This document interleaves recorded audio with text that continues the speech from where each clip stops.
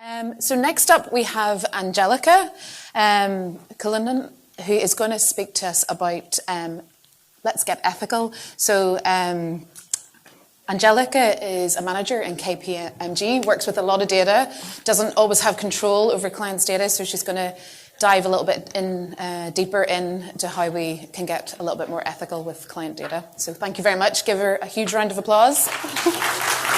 Thank you.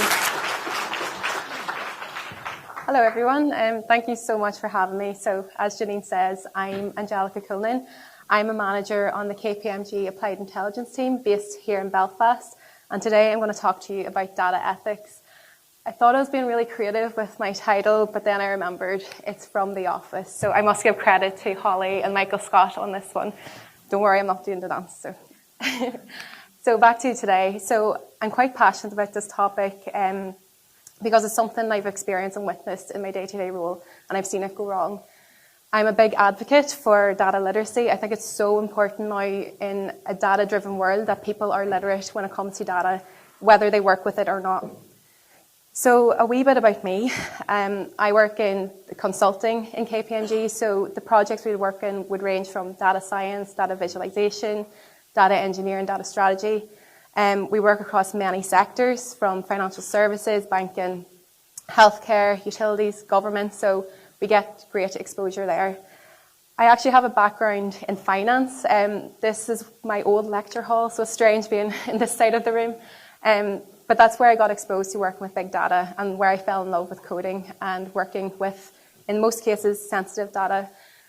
I've actually been attending Women Techmakers since about 2019. I've always come with my twin sister, so you might see two of me floating about today. I'm also here with quite a few from KPMG. Haven't seen you yet, but hey. Hey. So a few of them are speaking later today, so Anna, Lucy, and Yulia, so hang about for that. So yeah, what I'll walk through today is what is data ethics. Conscious, some people may not be familiar with this term. I'll discuss when it goes wrong. I have some examples on that, and what we can do. I don't have the answer to that, but I'm going to make some suggestions of how I've tried to improve data ethics within our company and how you could do it too in your day-to-day role. I'll also have some time at the end for some Q&A. If there's no questions, I'm happy to have a bit of a discussion piece if people have experienced data ethics in their own day-to-day role. So what is data ethics? So I like this definition from the Harvard Business School, and it has 5 points here, which I'll go into depth in a minute. So data ethics encompasses the moral obligations of gathering, protecting, and using personally identifiable information and how it affects individuals. So let's break this down. So gathering the information, where is it coming from? Is it from a survey? Is it from a data source? Is it from cookies on Google? Protecting that data, is it stored on paper? That does happen. Is it stored in Excel? That does happen too, unfortunately. Or is it stored in databases, on premises, on cloud? Who has access to those databases?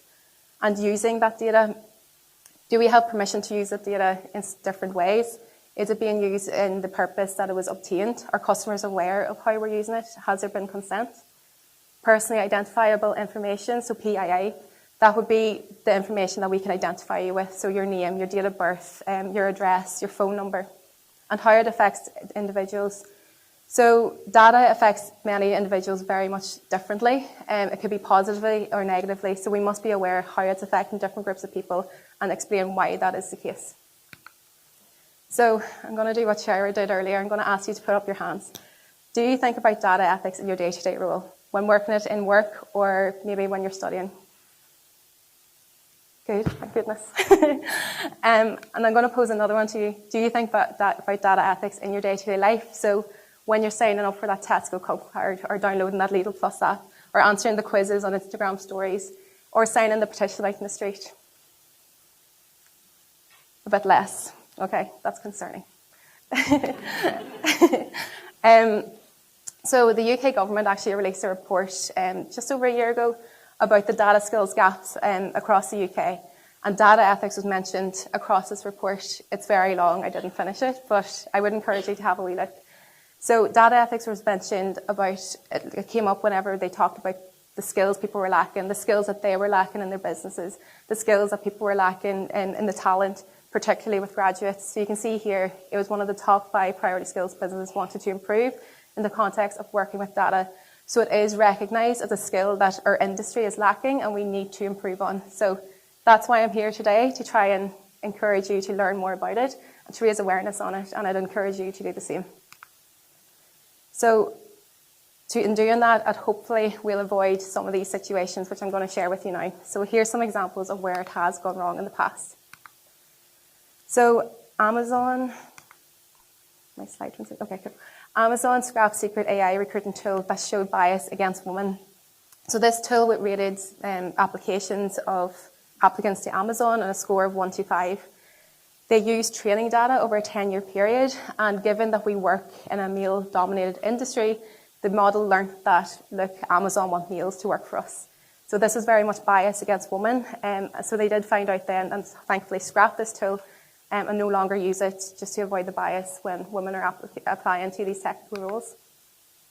Another example is when New York taxi details were extracted from anonymized data, researchers said. So a Freedom of Information request revealed data on 173 million individual trips in US City, and could be personal details could be yielded from them. Just to explain what that is, so they thought they were being sensible by anonymizing this data, and how they anonymized this data was a technique called hashing.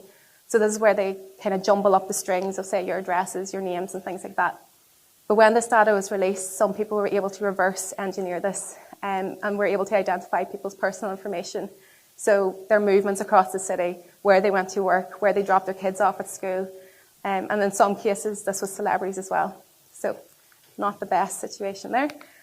Another example, this was just from 2 weeks ago on RTE. So the UN says AI poses serious risk for human rights.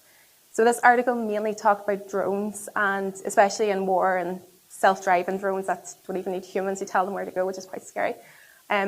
But they had a paragraph here talking about data bias and data ethics, and how it is such a serious risk and recognised by the UN. Another one was from Apple. So their card, so they issued a card, I don't think it's around here, but it's a credit card that didn't see gender, and that's the problem. So the issue here was they're offering lower credit limits to women in comparison to men. So this was raised, there was a lot of coverage on social media about this here. And Goldman Sachs, who issued these cards, the issue was that they couldn't explain why that was the case. Gender wasn't a variable within their model, so it started to encourage more people auditing these models, just to ensure things like this don't happen again. So the second last one, Google Photos tags 2 African Americans as gorillas through facial recognition software. So this happened back in 2015. This guy put up a screenshot of his photo album on Twitter. It got a lot of coverage. It was just him and his mates in photos within this album, which was quite shocking. Google did reply to the Twitter thread and say, look, they put their hands up, we're sorry, this was not malicious, and we're very much learning and looking to improve. And finally, this was in The Guardian, I think just last week. This was just last week in The Guardian. I never came across this before, it's very interesting. So there is no standard investigation finds AI algorithms objectify women's bodies. So The Guardian said that AI tools, so these tools were from Google and Microsoft, they rated photos of women as more sexually suggestive than those of men, especially if nipples, pregnant bellies, or exercise is involved. So there's a term called shadow banning. I never heard of this term until I read this article. So this is where photos on the likes of LinkedIn or Instagram are hidden. They try and avoid people viewing these photos, and they get less views. So a lot of these photos included women being encouraged to do breast cancer examinations, and one of them was actually just a woman touching her neck, and it was viewed as too racy and hidden from the likes of Instagram. Another one was with female entrepreneurs. So one entrepreneur spoke up. She sells activewear, and it was just women in activewear doing yoga poses, and they were hidden and rated as too racy. So she felt she wasn't reaching her target market and getting the sales that she would have hoped for. So yeah, there's a quiz in that article as well. I'd recommend you looking at it and picking the most racy photos. You'd be surprised. I didn't want to share any here. So what can we do? So like I said, I don't have the answer to this, but I'm going to make a few recommendations. So I try and raise awareness in work or external events like this. I would encourage you to do the same. Keep reading, keep training up on this, encourage questions within the team. I have a few questions here, and my sister warned me to warn you that I'm not going to go through these all. I'm only going to touch on a few. So this is from the Open Data Institute. They're a non-profit organisation based in London. So they would help the likes, particularly governments, to create an open data ecosystem. Getting mumbled there. So I came across this here on the Analytics Institute of Ireland. They did a wee course just about data ethics. And this is the data ethics canvas that they've created. It's interactive online too, so spend some time, go through it. So say, for example, the first one there is about your data sources. Challenge where your data has come from. Who collected it? Is it from a third party? Do you know where it came from? Did you collect it? Was it your customers that gave you that data? It kind of ties into the limitations in data sources. What did the team look like that collected that data? Did they all look the same? Was there diversity of thought in this team? Was it a diverse team? So did they ask the right questions? And then ethical and legislative context. So say, for example, bias here, working in a bank. Some teams in the bank don't need to see all the sensitive information, but if you work in anti-money laundering, you need to see all the information to report the bad guys to the police, you know. So that's where the legislative stuff comes in. So some more useful resources. I came across the Invisible Woman book back in 2019 at one of these events. So definitely one I'd recommend. She talks about how the world is basically made for men and we're more likely to die in car crashes because car test dummies are based on male bodies and not female bodies. So really interesting book there. Another one is Weapons of Mass Destruction by Cathy O'Neill. So she's in some of these documentaries as well.